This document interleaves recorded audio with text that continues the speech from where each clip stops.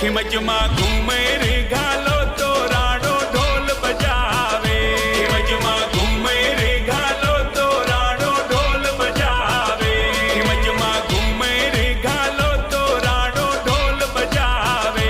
खिमचमा घूमे रे घालो तो राणो ढोल बजावे। ढोल बजावे राणो ढोल बजावे। ढोल बजावे राणो बिन माल आवे। खिमचमा घूमे रे घालो तो राणो ढोल बजावे।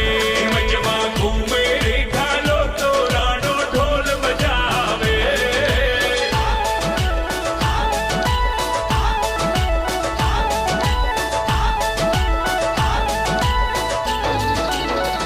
खिमचमा चूने रे ओढ़ो तो रंग रे घुंगरिया गमकावे, घुंगरिया गमकावड़ खेत लो रूम झुम कर तो आवे।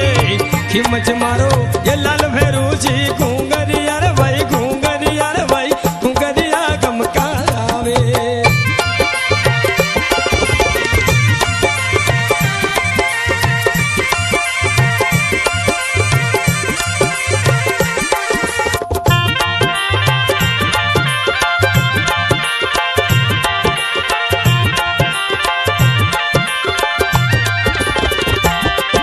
अरे काला